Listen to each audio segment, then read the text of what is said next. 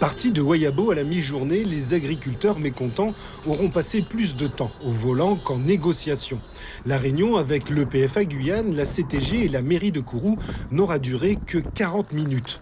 Le temps pour le directeur de l'établissement public d'annoncer la disponibilité de fonds pour réparer la route, condition sine qua non pour une rétrocession à la mairie de Kourou.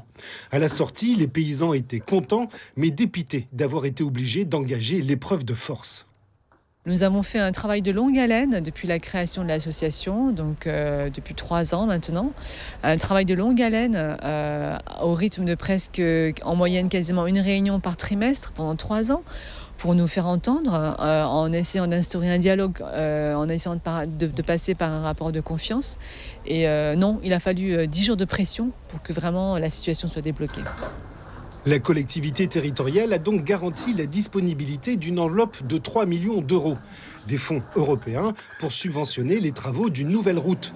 La mairie de Kourou se voit donc rassurée et accepte de récupérer une voirie qui ne sera pas tout de suite une source de dépenses pharaoniques.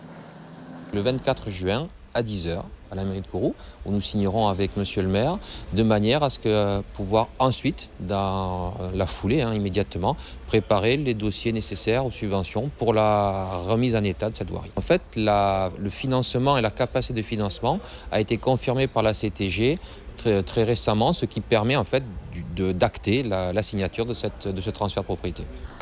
En fonction de la qualité du revêtement, différentes études chiffrent le coût des travaux entre 1 et 4 millions d'euros.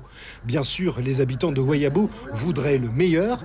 Il resterait donc approximativement 1 million de subventions à trouver pour la mairie de Kourou. Suivez l'info sur Guyana Première, télé, radio et Internet.